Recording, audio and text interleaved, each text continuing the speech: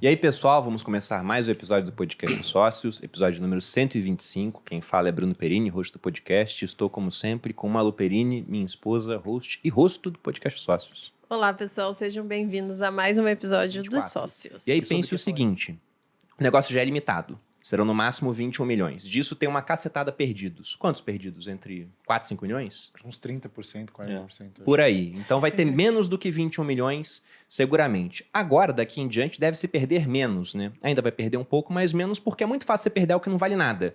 Mas é mais complicado perder alguma coisa que tem muito valor. Se lá em 2012 eu perdesse um Bitcoin, a Malu nem ia brigar comigo. Se eu perco um Bitcoin agora, talvez dê divórcio. Pode rolar divórcio, tá? Então, pense nesse negócio limitado que ele é demandado. E aí, pensando com ouro novamente, faz uma analogia. É como se o sindicato dos mineradores de ouro se reunisse a cada 4 anos para falar: mundo, de hoje em diante vamos somente minerar metade do que a gente minerava antes. Então, ao invés de produzir 1 tonelada de ouro por ano, serão 500 quilos. E aí, se você tem menos oferta daquilo que é muito demandado, o preço tende a subir. Só que muita gente fala que agora o halving é um evento muito mais psicológico do que com impacto real. Tendo em vista que lá atrás, como a gente falou, em 2012, quando teve o primeiro... Dividia muito, né? É que tinha pouco estoque e o fluxo era grande ainda. Então isso mexia bastante com o mercado. Agora a gente já tem mais de 9 milhões de bitcoins minerados. Então boa parte dele já foi minerado. E agora o fluxo ele é muito pequeno comparado ao todo que a gente tem. Vocês acham que o halving hoje a importância é muito mais por conta de narrativa? Ou vocês veem uma aplicação realmente, olha, isso aqui faz preço porque o fluxo diminui? Olha, cara, pode ser os dois, tá? Assim, mas isso não existe consenso na indústria sobre o que é. O psicológico, sem dúvida, tem um pedaço aí. Isso eu acho que todo mundo consegue assim, ó, quase que atestar que tá lá.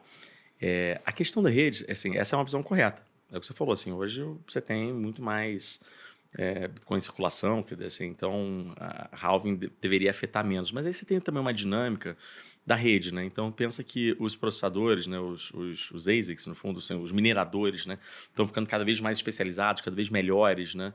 E cada vez processando mais.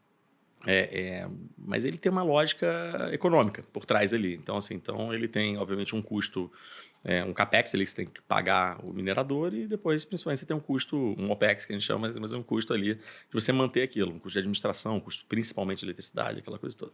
Então, essa conta tem que fechar. E essa conta se autoajusta ali relativamente rápido quando você olha na rede, né? Então, se isso não está valendo a pena pelo preço do Bitcoin, para a turma ali que está recebendo essa recompensa que agora é pela metade, depois pela metade, depois pela metade, o cara começa a desligar máquina, porque o cara não vai pagar para trabalhar, né? Então, tem uma relação que, óbvio que você tem vários modelos por aí, mas assim, ainda não é claríssimo, não é consenso de como é que ela influencia exatamente no preço, mas que basicamente você tem que conseguir pagar a conta e isso força também a uma lógica de você jogar o preço para cima. E aí você tem também uma influência de o que a gente chama de long-term holders. Aquela turma fala assim, opa, o preço está bom, eu acredito muito nesse negócio, eu vou guardar.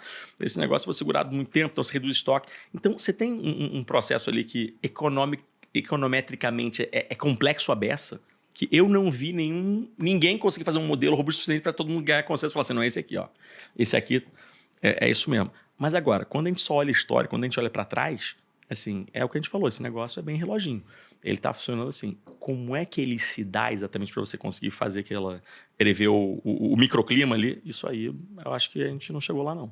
Mas foi um ponto interessante isso, porque eu tinha ouvido poucas vezes o pessoal falar sobre a ótica dos mineradores. Porque, de fato, pensando em estoque e fluxo, realmente, o fluxo agora faz muito pouco peso. Mas para o cara que está lá minerando, investindo capital para comprar máquinas, pagando a conta de energia milionária dele, ter fluxo menor afeta pra caramba o negócio. Total. Ele pode sair do negócio e isso afeta a rede, né?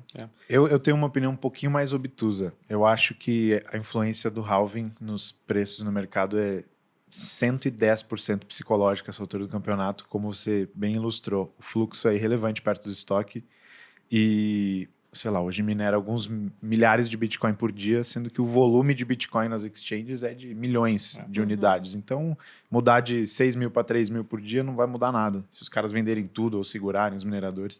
Inclusive, na Paradigma, a gente fez um estudo há uns 2, 3 anos atrás, mapeando as principais pools de mineração e tentando ver se tinha alguma relação entre movimentos delas para as corretoras, ou seja, vendas dos mineradores e movimentos nos preços. Deixa pouco. Não tinha quase nada de valoroso ali no sinal. Então, minha opinião é de que é puramente psicológico, mas de fato a história vem se repetindo, então é meio que burro você negar que o sinal existe e, sei lá, tentar usar ele para se posicionar, né? Sobre essa questão do custo do minerador, é claro que isso é importante, afeta muito a vida do minerador, mas aí entra o ajuste de dificuldade, que é o que vai dar o Nobel pro Satoshi Nakamoto um dia, né? Vai Em 2016 ele foi... Você sabe dessa história, né? Que ele foi pré-nomeado. Sei como Sério? Foi. História, você pode dar Google nisso.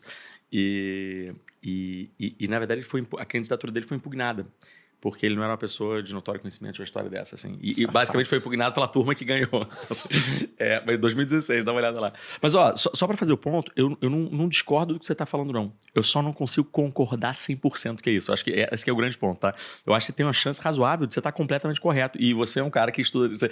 o legal eu chamo ele de Gaúcho, tá? Porque eu conheci ele, assim, o Felipe Gaúcho, mas o Felipe Santana, ele vai no detalhe da coisa, ele vê os dados que ninguém vê, aquela coisa toda. Mas, assim, eu acho que você está até melhor posicionado para falar isso. A única questão é que me parece, justamente por esse relojômetro, assim, tem uma relação que coloca muito mais variáveis do que muitas vezes só o próprio minerador ou só a questão de oferta e demanda ou só... Assim, é que vai correlacionando com o long-term holder, que assim, que eu olho e falo assim, cara, talvez exista algum modelo aí que a gente não está vendo. Mas eu concordo que hoje a maior probabilidade é que isso seja psicológico, sim.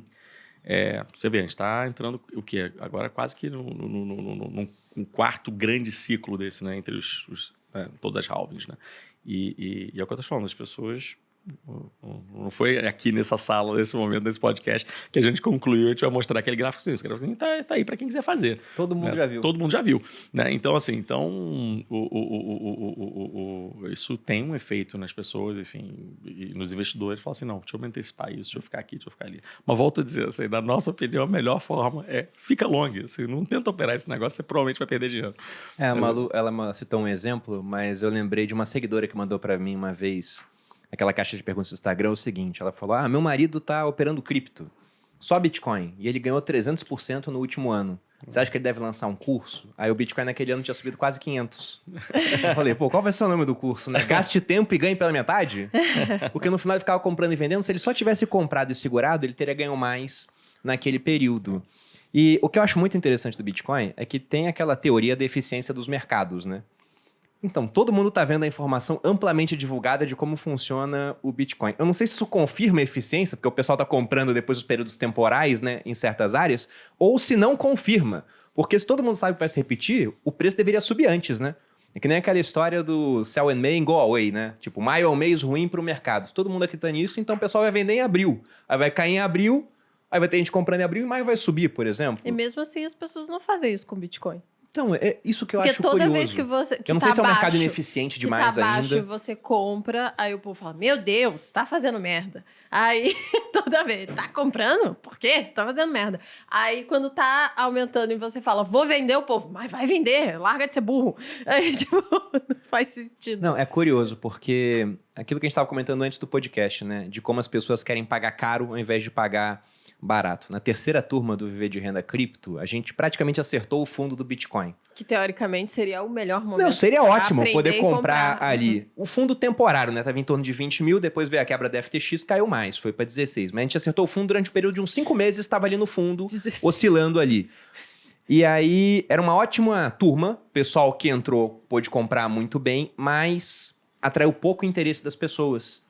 Até desenvolvi uma máxima no meu canal que eu falo com a minha equipe. Se é ruim de postar, porque vai dar pouco view, então é bom de comprar. É tipo querer postar comprando ações agora. Ninguém quer ver isso. O pessoal quer investir em renda fixa. Ou querendo comprar cripto até dezembro do ano passado. Quando caiu para 16, o pessoal falava que é para 12 e os haters falavam que é 0, né? Mas ninguém entrava vendido. Esse é um ponto interessante, né? Ninguém me mostrou lá a boleta falando, não, comprei o ETF lá que opera inverso, que tem lá nos Estados Unidos. Ninguém fez isso. E olha que você comprou, hein? Diariamente lá, quase no fundo. É isso, todo dia o pessoal E mostrou falando. pra galera, Nossa, né? mas é burro? É mesmo. Felipe, Tá fazendo isso? marque as minhas palavras. Eu vou fazer um vídeo no YouTube ainda vendendo uma quantia muito grande em Bitcoin e dedicando a todos os analistas, economistas e financistas que fizeram que eu pudesse comprar barato. Graças a vocês isso aconteceu no final das Aí no contas. final vai ter chupa? Não, eu sou uma pessoa fina, Bolorinho. Isso não vai acontecer. Aí eu Isso não vai acontecer. Daquelas. Mas o que eu acho interessante no Bitcoin, eu sempre lembro... Mas veja, Daquele o Bruno livro- sempre brinca que eu tô sempre querendo vender, né? E quando ele falou isso, eu falei, amor, mas vai É vender injusto. tudo. Eu já fico triste. Porque a Malu não é sempre querendo vender. Ela Não. quer vender quando começa a subir. assim. Exatamente. Quando Mas- tava baixo, eu falei, pode comprar. Pode comprar, de fato. Quando eu olho para esse...